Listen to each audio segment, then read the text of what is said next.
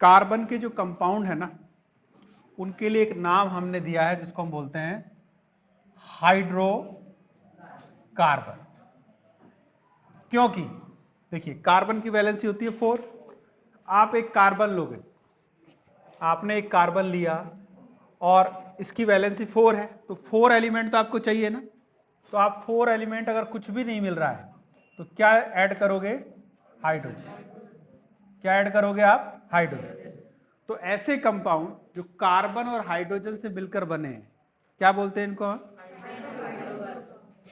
Compound, note करो, made up of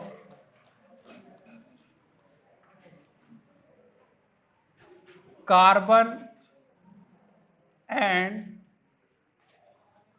hydrogen known as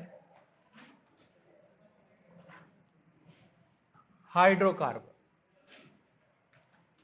समझ लो इस बात कि ऐसे कंपाउंड जो कार्बन और हाइड्रोजन से मिलकर बने हुए, यानी कि आपको दिखेगा ही दिखेगा, कार्बन का कंपाउंड है तो उसमें हाइड्रोजन दिखेगी दिखेगी, तो कार्बन का कोई भी कंपाउंड को हम क्या बोलेंगे? हम हाइड्रोकार्बन। कार्बन के किसी भी कंपाउंड को हम बोलेंगे हाइड्रोकार्बन।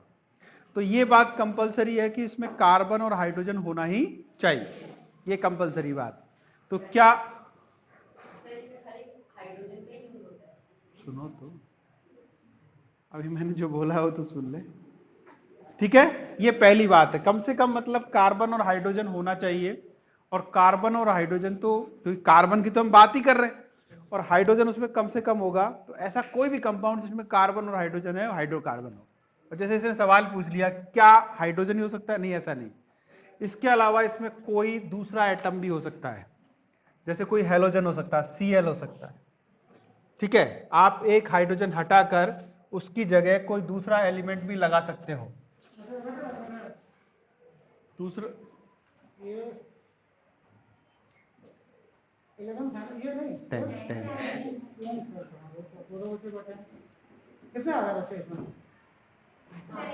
फिफ्टी 50 है।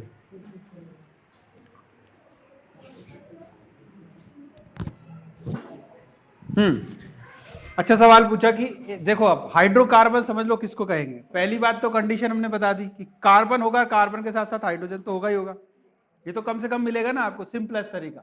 लेकिन ऐसा नहीं है, आप एक हाइड्रोजन हटाकर उसकी जगह दूसरा एलिमेंट भी लगा सकते हो। जैसे आपने हेलोजन लगा दिया, कहीं पर हेलोजन लगा दिया, क्लोरीन लगा दिया, फ्लोरीन लगा दिया, इसके अलावा आप सल्फर लगा सकते हो, आप नाइट्रोजन लगा सकते हो, आप ऑक्सीजन लगा सकते हो, कुछ भी लगा सकते हो, तभी भी वो हाइड्रोकार्बन कहलाएगा। 2 भी लगा सकते हो, 3 भी लगा सकते हो, ठीक है? एक बड़ी वैरायटी बनती है। यानी कि आप बेसिक चीज आपको क्या सर्च करनी है कि एक कार्बन होना चाहिए और हाइड्रोजन होना चाहिए, तभी हम उसको हाइड्रोकार्बन कहेंगे। समझ में आ गई बात? और साथ में कोई भी एटम हो सकता है, इसको हम बोलते हैं हेट्रो एटम। क्या बोलते हैं इसको हम? हेट्रो एटम बोलते हैं। हेट्रो मतलब दूसरा, होमो मतलब सेम, और हेट्रो मतलब दूसरा टाइप। तो इन सब कंडीशन को हम बोलेंगे हाइड्रोकार्बन। कल भी आई थिंक मैंने एल्केन एल्काइन के बारे में बताया था। चलो एक बार फिर से छोटा सा एक रिवीजन करा देता हूं मैं कि ये जो हाइड्रोकार्बन है, ये जो हाइड्रोकार्बन है, इसको हम 2 कैटेगरी में डिवाइड करते हैं। क्या पढ़ा हमने? हमने पढ़ा वही कि कार्बन जो है ना, इसके अंदर कैपेबिलिटी है अलग अलग तरह से बॉन्ड बनाने की। पेन को सही, पहला है सैचुरेटेड और दूसरा है अनसैचुरेटेड। कहां से आई ये बात कि भाई पहली पॉसिबिलिटी तो है कि कार्बन अपने 4 के 4 बॉन्ड सिंगल बनाए, जैसा कि हमको दिख रहा है, तो इसको हम बोलेंगे सैचुरेटेड हाइड्रोकार्बन। क्या बोलेंगे? और दूसरी कंडीशन ये है कि अगर इनमें से, क्योंकि इसकी वैलेंसी 4 है भाई, तो 4 में से ये करे कि एक बॉन्ड डबल बना ले और 2 बॉन्ड सिंगल बना ले। भाई कार्बन की वैलेंसी 4 है, मान लो इसने एक डबल बॉन्ड बना ला, तो बचा कितना? 2, तो 2 सिंगल बना ले, ये भी हो सकता है। या कंडीशन ये है कि 3 एक ट्रिपल बॉन्ड बना ले और एक सिंगल बना ले। तो ऐसी जब कंडीशन होगी उसको हम बोलेंगे अनसैचुरेटेड हाइड्रोकार्बन। क्या बोलेंगे उसको हम? समझ लो, हाइड्रोकार्बन के दो part, saturated, all bonds are single, सारे के सारे बॉन्ड क्या है, सिंगल है, तो उसको बोलेंगे हम सैचुरेटेड।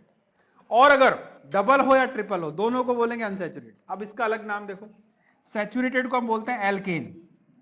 क्या बोलते हैं हम, एल्केन। और अनसैचुरेटेड को दो नाम दिया है, अगर डबल बॉन्ड है, ऐसे दो बॉन्ड दिख रहा है, तो उसको बोलेंगे हम एल्कीन। और अगर ट्रिपल बॉन्ड है, अब आप कहोगे सर सारे ट्रिपल, सारे तो हो ही नहीं सकते भाई, कम से कम एक देखना, एक से ज्यादा भी हो सकते हैं, लेकिन कम से कम एक होना चाहिए, ठीक है। तो इसको मैंने बोला एल्काइन, ठीक है। अब इनका एक जनरल फॉर्मूला, ये बनते कैसे हैं, इसका फॉर्मूला हमने कल काम भी दिया था शायद, CnH2n+2, ये इसका जनरल फॉर्मूला है। क्या है, जनरल फॉर्मूला CnH2n+2, और ये क्या है, CnH2n, इसका क्या है, CnH2n-2, this is called alkyne.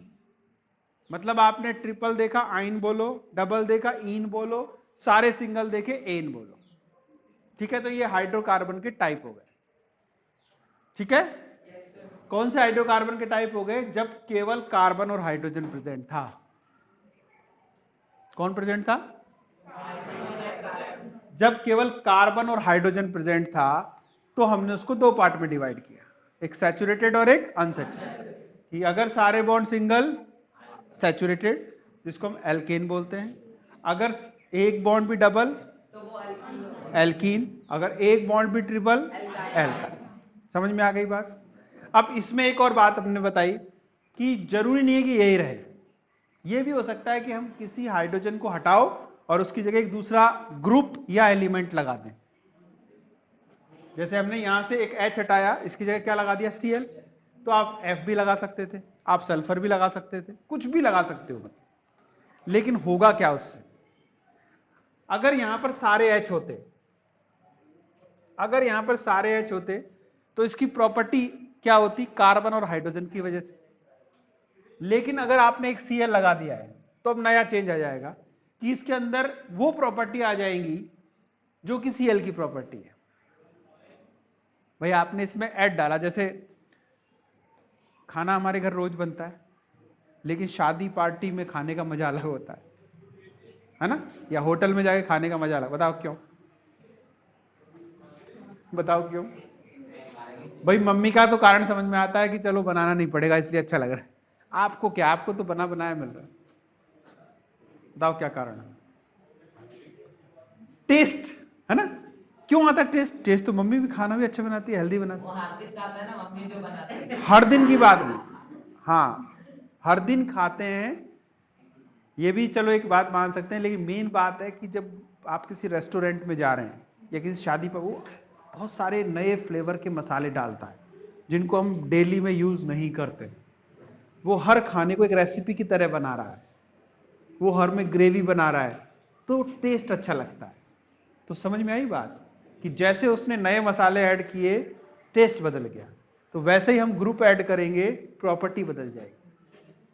तो ऐसे एलिमेंट और ऐसे ग्रुप जिनकी अपनी कुछ प्रॉपर्टी होती हैं, उनको हम बोलते हैं फंक्शनल ग्रुप। क्या बोलते हैं, फंक्शनल ग्रुप बोलते हैं। फंक्शनल मतलब फंक्शन करने वाले।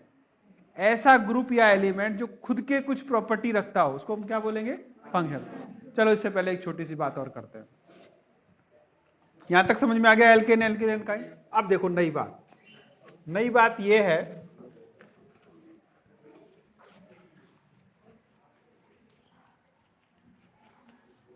कि हम हाइड्रोकार्बन को और एक कैटेगरी में डिवाइड कर सकते हैं। वो क्या है, समझो कि आपका जो हाइड्रोकार्बन है,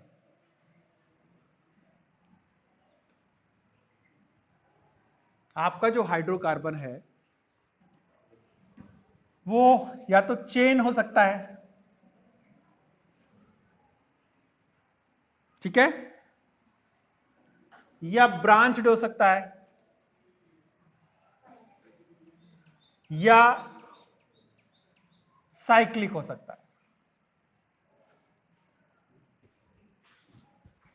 इस तरह, यानी आप भाई हम कह रहे हैं ना कि हाइड्रोकार्बन आपको इतने मिलेंगे और बहुत सारे मिलेंगे तो वैरायटी भी बहुत सारी होंगी ना, तो ये एक और वैरायटी आपको देखने को मिलेगी। यानी इन सब को आप इसलिए बता रहे हैं, इन सबको आपको समझ जाना है कि हम हाइड्रोकार्बन की ही बात कर रहे हैं।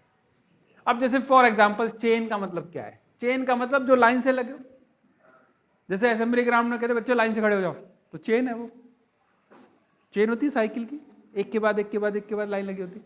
तो जैसे एक एग्जांपल मैं लेता हूं कि मैंने एक हाइड्रोकार्बन बनाया CnH2n+2 से। क्या है ये? एल्केन है। क्या है ये? एल्केन का जनरल फॉर्मूला। तो अगर हमको n = 4 बनाना है, मान लो क्या बनाना है? 4। तो n = 4 लेंगे तो क्या आएगा? C4H2 × 4 + 2 कितने आ गए? C4H10। 8 का H10 आ गया ना। यानी कि n = 4 के लिए जो मॉलिक्यूलर फॉर्मूला है वो ये है कि कार्बन कितने चाहिए? 4। हाइड्रोजन कितने चाहिए? पर ये अलग अलग तरह से अरेंज हो सकते हैं। एक हो सकता है चेन, कितने कार्बन है हमारे पास? 4। 4 कार्बन को आपने एक चेन में अरेंज कर दिया और वैलेंसी पूरी कर दी। अब चेक करना है कि हर कार्बन के पास 4 वैलेंसी होनी चाहिए। 4 कैसे? जैसे एक पूरी हो गई, बचे कितने? 3, तो यहां पर 3 H लगा दो। H3 का मतलब हो गया इससे 3 H जुड़े हुए हैं। यहां पर कितने हो गए? 1 2, तो यहां कितने H लगाने हैं मुझे? 2। यहां पर कितना हो गया? 1 2, कितने H लगाने हैं? यहां पर 1 हो गया, कितने H लगाने हैं? 3। अरे हर कार्बन की 4 वैलेंसी होनी है। समझो इसको कैसे लिखते थे, ऐसे खोल के लिख लेते, 1 2 3 4 हो गए, तो एक वैलेंसी पूरी हो गई। हर कार्बन की वैलेंसी कितनी होती है? 4। तो ऐसे लगाओ 1 2 3, ये H, ये H, ये H। इसको हमने एक साथ करके लिख दिया ना भाई, तीनों एक जैसे हैं। इसको हम कंडेंस फॉर्मूला बोलते हैं, इसको हम स्ट्रक्चरल फॉर्मूला बोलते हैं कि खोल खोल के लिखने का मतलब स्ट्रक्चरल फॉर्मूला। ठीक है। तो इसमें देखो H H H H, ठीक है, याद रख लेना। अब इसी को ये हमने लिखा यूं का यूं, देखो ये 3 को मिला के यहां लिख दिया, इन 2 को मिला के यहां लिख दिया, इन 2 को मिला के यहां लिख दिया, इन 3 को मिला के, इसको बोलते हैं स्ट्रक्चरल फॉर्मूला। स्ट्रक्चरल फॉर्मूला, और इसको हम बोलते हैं कंडेंस फॉर्मूला। समझ में आ गया? यानी आपको केमिस्ट्री में अलग अलग तरह से फॉर्मूले लिखे हुए मिलेंगे, नोट करते जाइए साथ साथ। तो एक तरीका तो ये हो गया चेन, इसको बोलते हैं चेन। अब आपने प्लांट को देखा होगा, एक प्लांट को ऐसे प्लांट उगता है, साइड से एक ब्रांच निकल जाती है, यानी इन 4 में से किसी एक को अपने साइड में लगा दिया। कैसे? मैंने लगाया 1 2 3 को यहां लगाया और जो चौथा था ना उसको यहां लगा दिया, तो ये ब्रांच बन गई इसकी। लिख दिया CH3 CH3 CH3H। खोल के अगर लिखेंगे तो देखो ये कार्बन, इसकी वैलेंसी कितनी? 4। तो एक कार्बन जुड़ गया, 2 कार्बन जुड़ गया, 3 कार्बन जुड़ गया, चौथा मैंने हाइड्रोजन जोड़ दिया। इस कार्बन की वैलेंसी कितनी? 4। एक जुड़ गया, बाकी कितने बचे? 1 2 3, हाँ के ना? इस कार्बन की वैलेंसी कितनी? 4। एक जुड़ गया, 2 जुड़ गया, 3 जुड़ गया, 4 जुड़ गया। इस कार्बन की वैलेंसी 1, एक जुड़ गया, 2 जुड़ गया, 3 जुड़ गया। समझ में आ गई बात? खोल खोल के लिख के दिखा रहे हैं। अब ये ब्रांच क्यों होगी? देखो ये तो स्ट्रेट लाइन में था इसलिए चेन है। ब्रांच का मतलब साइड से कुछ निकल जाना। तो हमने क्या किया? 3 को चेन में लगाया, एक को साइड में, इसको बोलते हैं ब्रांच कंपाउंड। क्या बोलते हैं? अब एक और तरीका है। एक तरीका ये है कि हम 1 कार्बन 2 कार्बन 3 कार्बन 4 कार्बन को साइकिल बना दिया, पहले को लास्ट वाले से जोड़ दिया। देखो यहां पर 2, यहां पर 2, यहां पर 2 और यहां पर 2। अरे 4 4 है ना? ये कार्बन, ये कार्बन, ये कार्बन, ये कार्बन और ये कार्बन, वैलेंसी देखो 1 2 हो गई, क्या जुड़ेगा यहाँ पर? 2 हाइड्रोजन। सब में 4 करना है। यहां पर क्या जुड़ेगा? 2 हाइड्रोजन। यहां पर क्या जुड़ेगा? 2 हाइड्रोजन। यहां पर क्या जुड़ेगा? 2 हाइड्रोजन। तो मतलब क्या निकला? मतलब ये निकला कि आपको हाइड्रोकार्बन इतने तरह से नजर आएंगे। कभी ऐसे नजर आएगा तो आप कहोगे चेन टाइप है, जब ऐसे नजर आएगा तो आपको कहोगे ब्रांच टाइप है, और जब ऐसे नजर आएगा तो आप इसको कहोगे साइक्लिक। नहीं आएगा ना, तो साइक्लिक में क्यों आएगा? साइक्लिक में क्यों आएगा? आपने जब आपस में ही जोड़ दिया है तो नहीं आएगा। ठीक है, अब देखो यहां आपको एक अलग चीज नजर आ रही होगी इसमें चेन और ब्रांच में, कि दोनों में हाइड्रोजन 10 है, कार्बन 4 है कि नहीं है? यानी मॉलिक्यूलर फॉर्मूला, इसको बोलते हैं मॉलिक्यूलर फॉर्मूला, तो सेम है बट स्ट्रक्चर क्या है? अलग अलग। तो इनको हम बोलते हैं आइसोमर्स। क्या बोलते हैं? आइसोमर। ऐसे कंपाउंड जिनका मॉलिक्यूलर फॉर्मूला सेम हो लेकिन स्ट्रक्चरल फॉर्मूला क्या हो? डिफरेंट, क्या कहलाते हैं? आइसोमर। तो यानी कि चेन और ब्रांच आपस में आइसोमर होते हैं। ठीक है, आ गई बात समझ में? आपको समझ में आया? तो ये हमारे टाइप है, यानी ये आप समझ लीजिए कि आपको हाइड्रोकार्बन इस तरह से लिखा हुआ मिलेगा, कभी स्ट्रेट लाइन में, कभी ऐसे ब्रांच में, कभी आपको ऐसे साइकिल में। एक एग्जांपल मैंने दिया है, ऐसे हम कई लिख सकते हैं। आपको होमवर्क कॉपी में लिखना है इसी का, ऐसे आपका होमवर्क ये है C5H12 का आपको सेम बनाना है 5 कार्बन का। ठीक है, बना के देखना है तो आपको प्रैक्टिस हो जाएगी कि किस तरह से हमको करना है। आ गई बात समझ में? आता है? क्लियर हो गई बात? मिटा दूं? हाँ लिखो ना, तो साथ साथ लिखा करो। कॉपी पीछे से क्यों लिखते हो आप? अरे कॉपी कहाँ? तो कहाँ केमिस्ट्री कॉपी कहाँ? ये मत कहा करो मुझे, जब रोज क्लास साथ चल रही है तो ये मत कहो कि आज फिजिक्स थी को मत याद रखो, जो हो रहा है उसको याद रखो, जो चल रहा है ना उसको याद रखो। थी या होगा उस पर मत ध्यान दो। रोज क्लास किसकी होती है? किसकी क्लास? रोज मैं कहता हूँ यही बात, रोज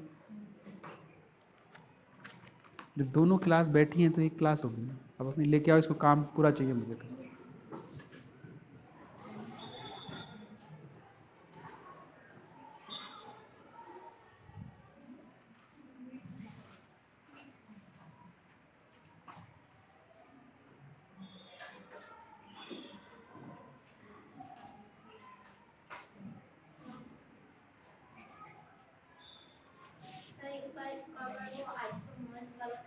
बता रहा हूं, आइसोमर का मतलब जिनका मॉलिक्यूलर फॉर्मूला, मॉलिक्यूलर फॉर्मूला होता है एक मॉलिक्यूल के अंदर कितने एटम है।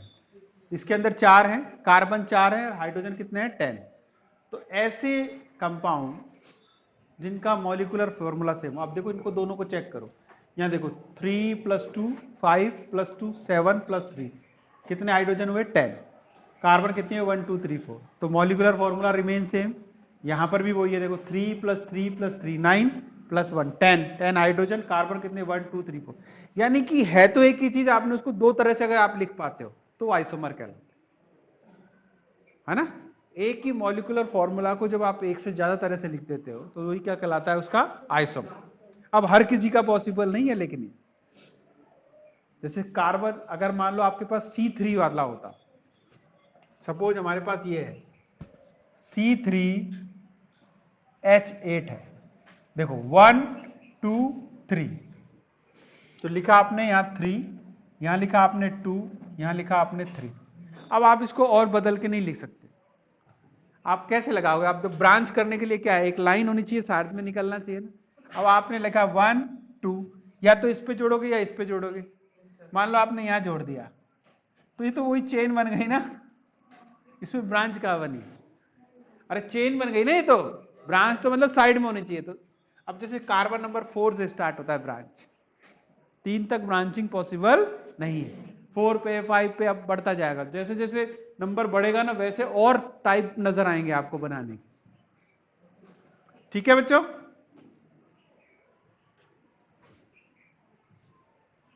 उतार लिया सबने? थोड़ा साथ साथ चलते रहा करो।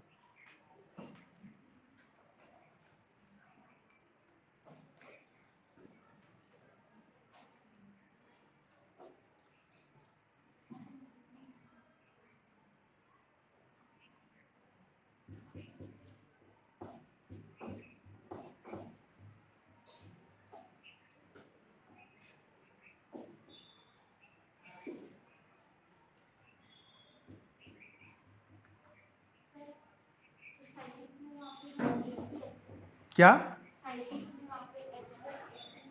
इधर ना, तो साइक्लिक को कहां लिखा मैंने कि आइसोमर है, तो अलग है। उन्हीं को दिखा ना मैंने आइसोमर है, जिनका मॉलिक्यूलर फॉर्मूला सेम है वही आइसोमर कहलाता है, उसी पेयर को हम आइसोमर कहते हैं। ये तो मैंने टाइप बताया भाई, कार्बन को एक ऐसे भी लिख सकते है ना।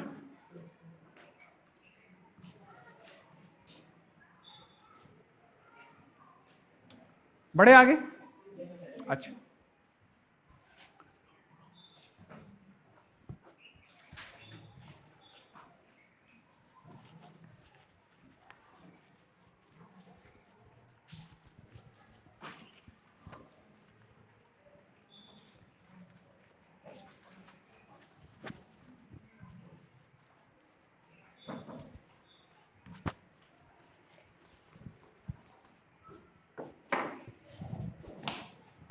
नया है फंक्शनल ग्रुप।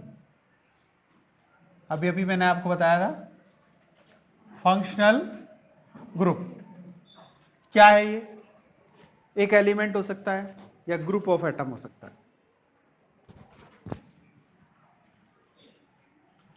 एन एलिमेंट और ग्रुप ऑफ एलिमेंट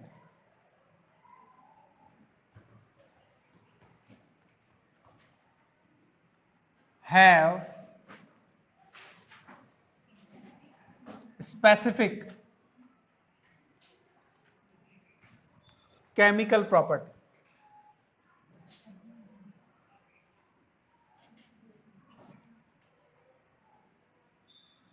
समझ में आ गया?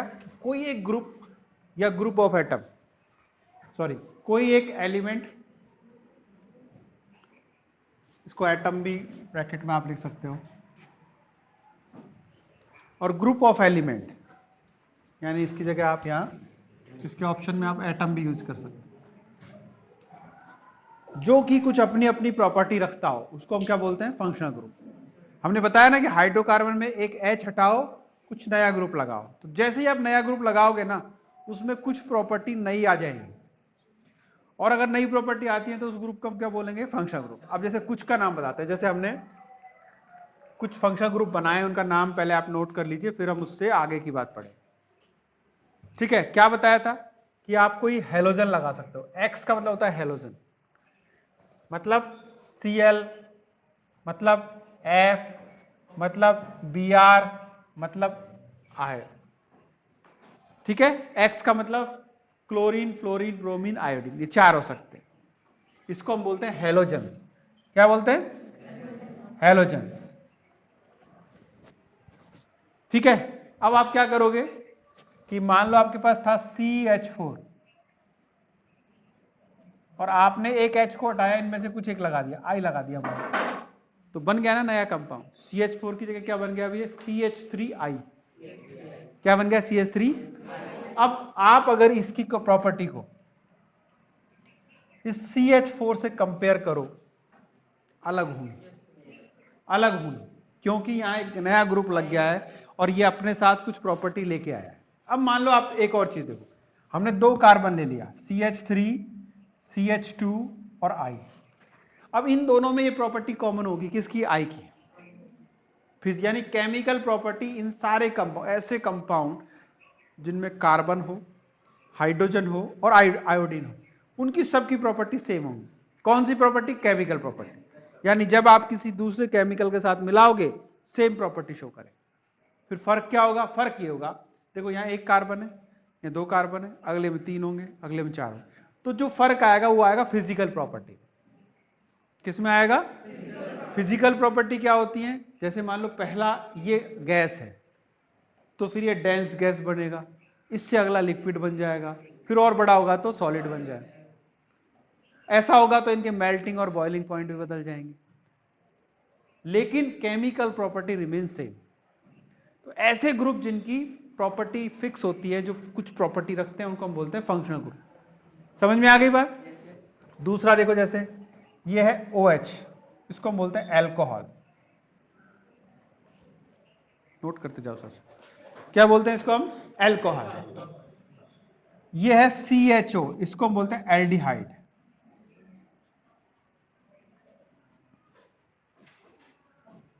ये है C डबल बॉन्ड OO, इसको हम बोलते हैं कीटोन।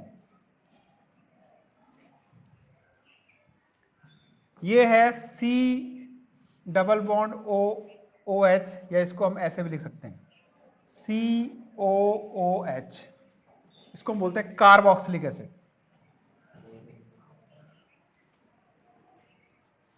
क्या बोलते हैं इसको हम? Carboxylic acid. तो ये सारे के सारे क्या है? Functional group. यानी आप इनको जोड़ोगे ना किसी कार्बन हाइड्रोजन के साथ, तो इनकी सबकी प्रॉपर्टी एक जैसी आएगी। ओ एल्डिहाइड।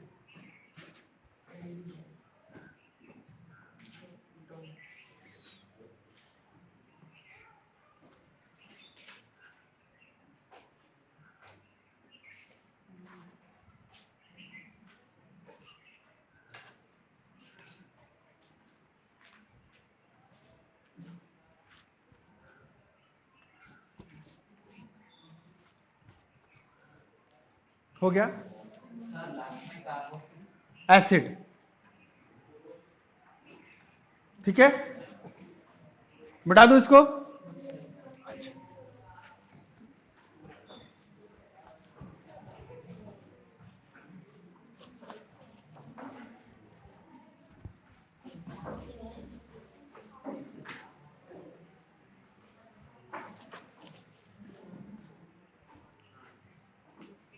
अब देखो नई चीज, अब क्या होगा? जैसे हमने कोई भी एक एग्जांपल उठाया, एल्केन का उठाया, CnH2n+2। क्या बोला था? n की वैल्यू कहां से स्टार्ट होगी? 1 से। तो n इज इक्वल टू 1 रखा, क्या बन गया? CH4। हाँ के ना? अरे n यहां रखेंगे 1, यहां रखेंगे 1, तो हो गया ना 4। अच्छा, n इज इक्वल टू 2 लिखो, क्या होगा? C2H6। n is equal to 3 लिखो, क्या होगा? C3H8। n is equal to 4 लिखो, क्या होगा? C4H10। n is equal to 5 लिखो, क्या होगा? ठीक है, ये एल्केन ले लिया हमने। एल्कीन का देखो, CnH2n। यहां हमने एक बात बताई थी, n is equal to start होगा 2 से। किससे स्टार्ट होगा? 2 से। तो फॉर्मूला क्या बना? C2। अब आप सोचोगे सर 2 से क्यों स्टार्ट किया? क्योंकि एल्कीन का मतलब है डबल बॉन्ड। इसका स्ट्रक्चर में बनाऊंगा तो ये आएगा कार्बन कार्बन डबल बॉन्ड।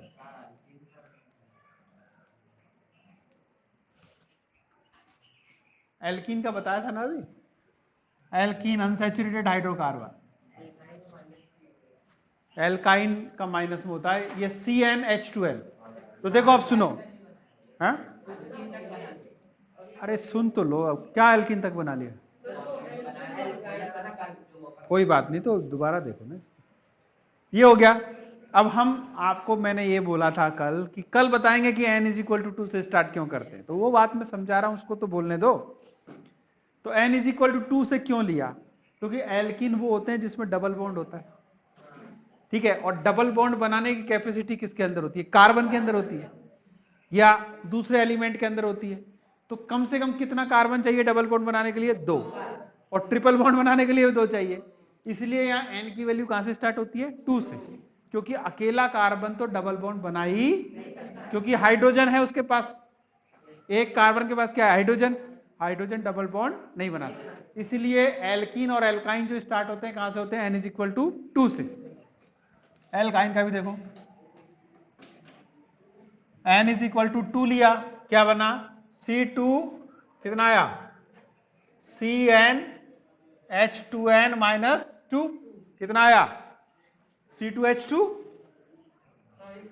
है ना। अगला क्या आएगा C3H4। अरे हाँ के ना, ये भी नहीं हो रहा क्या, 3 इधर 3 दूना 6। ठीक है, इसका क्या आएगा C4H6। अगला क्या आएगा C5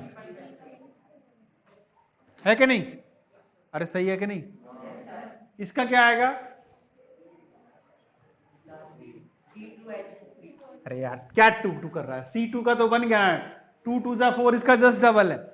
यहां 3 लेगा, n इज इक्वल टू 3 लेगा ये, तो क्या आएगा 3 2 जा 6। इससे अगला लोगे क्या आएगा, इससे अगला क्या आएगा, इससे अगला क्या आएगा। आ गई बात समझ में। ये सब क्या है, एक ही फॉर्मूले से बने हुए हैं, सब बन रहे हैं ना एक ही फॉर्मूले से।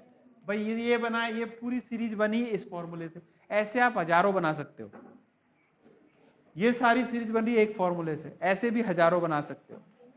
ये बनी एक फॉर्मूले से, ऐसे भी हजारों बना सकते हो। तो एक सीरीज बन गई है। अब इसमें देखो फर्क क्या है, ऐसी जो सीरीज जो कि एक ही जनरल फॉर्मूला से बनती है उसको हम बोलते हैं होमोलॉगस सीरीज। क्या बोलते हैं। अब इन दोनों में फर्क देखो, इसको और इसको कंपेयर करो, फर्क देखो। इसके बीच में फर्क है CH2 का, एक कार्बन 2 हाइड्रोजन का। इसके और इसके बीच में भी फर्क होगा CH2 का। इसके और इसके बीच में भी फर्क होगा CH2 का। इसके और इसके बीच में भी फर्क होगा CH2 का। इधर चेक करो, इसके और इसके बीच में भी फर्क है CH2 का। इसके और इसके बीच में भी फर्क है CH2 का। इसके और इसके बीच में फर्क है CH2 का। सब में चेक कर लो आप, किसी को भी उठा के, है ना। और इधर भी देखो, इस और इसके बीच में फर्क है CH2, सब में CH2 आएगा। 3 कहां से आ रहा है, कोई भी चेक करो ना। देखिए यहां 4 6, तो देखो 4 में 1 जोड़ेगा 5 हो गया, 6 में 2 जोड़ेगा 8 बोलेगा, किसी को भी उठा के देखो, है ना। अब देखो ये जो सीरीज बनी है, ये जो सीरीज बनी है इसको हम बोलते हैं homologous series. Series of compound form by same general formula, याद रखो सब में फॉर्मूला सेम है, नॉन एज होमोलॉगस सीरीज। फर्क क्या होता है कि एक से पहली बात प्रॉपर्टी देखो, मैंने नोट शेयर कर दिया, उससे लिख लेना, उसमें डिटेल से लिखा। फर्स्ट क्या आएगा, पहला पॉइंट लिखोगे आप कि सेम जनरल फॉर्मूला होता है, दिख रहा है आपको। दूसरा फर्क क्या नजर आएगा कि कौन सक्सेसिव, मतलब पहले से अगले पे जाओगे तो CH2 का डिफरेंस होगा, हर किसी में यही फॉलो हो रहा है। जस्ट बगल में एक से जस्ट अगले पे जाओगे किसका फर्क आ रहा है, CH2 का। एक चीज और ऐड कर सकते हो, क्या ऐड कर सकते हो, कार्बन का मतलब होता है 12 और हाइड्रोजन का मतलब होता है 2, तो क्या हो गया 14। ये भी कह सकते हो कि जब आप एक मेंबर से दूसरे पे जाओगे तो इस मास का डिफरेंस आएगा 14U का। किसी भी सीरीज में चले जाओ आप, यहां चलो यहां चलो यहां चलो, किसी में भी चलो। आ गई बात समझ में। अच्छा, प्रॉपर्टी, केमिकल प्रॉपर्टी सेम होंगी क्योंकि एक ही फंक्शनल ग्रुप है ना। फिजिकल प्रॉपर्टी डिफरेंट होंगी, क्यों, क्योंकि जैसे जैसे कार्बन बढ़ेंगे तो शुरू के गैस हैं, फिर लिक्विड बनेंगे, फिर सॉलिड बनेंगे, डेंस होते होते सॉलिड बन जाएंगे ना। जैसे हम पेट्रोलियम की बात करते हैं, कार्बन के कंपाउंड देखो, कार्बन से मीथेन भी बना है, गैस है। प्रोपीन भी बना है जो LPG में होता है, गैस है। उसके बाद पेट्रोल भी उसी से बना हुआ है, लिक्विड है। उसके बाद डीजल भी उसी से बना हुआ है, लिक्विड है। उसके बाद कोयला, कोल भी उसी से बना है, वो सॉलिड है। फर्क क्या आ रहा है कि उसमें नंबर ऑफ कार्बन बढ़ता जा रहा है। अब मीथेन में एक कार्बन है, एक कार्बन है, कार्बन कम है इसलिए पॉल्यूशन कम करता है। पेट्रोल में उससे ज्यादा कार्बन है इसलिए थोड़ा पॉल्यूशन ज्यादा करता है। कोयले में बहुत सारा कार्बन है इसलिए पॉल्यूशन और ज्यादा करता है। तो जितना कार्बन होगा उतना पॉल्यूशन भी ज्यादा। ठीक है, तो ये बन गई हमारी होमोलॉगस सीरीज। मैंने क्लासरूम में नोट शेयर कर दिया है, उसको पढ़ोगे आपको समझ में आ जाएगा। आज हमारा चैप्टर हो गया है खत्म। क्वेश्चन आंसर यहीं तक है, मतलब हमारा जो टर्म 2 में इसका सिलेबस में है, बाकी पार्ट को डिलीट कर दिया है, अभी हम उसको नहीं पढ़ेंगे। पहले हम अपना सिलेबस करेंगे जो कि हमारे काम का है। ठीक है, अगले चैप्टर पे मूव करेंगे। अब देखो अगले चैप्टर में सब बच्चे ध्यान दो। बच्चों क्या ध्यान देना है कि पीरियोडिक टेबल है, एक टेबल है हमारे सामने, उसको मैंने पहले भी आपको बोला होगा कि याद करना है। 10 10 10 उसको आज से याद करना शुरू कर दो। जैसे ही हम चैप्टर स्टार्ट करेंगे, क्योंकि उसमें उसको याद ही करना है और समझना है। ठीक है, पूछो। लीव कर दो बेटा, अटेंडेंस भेज दो मुझे।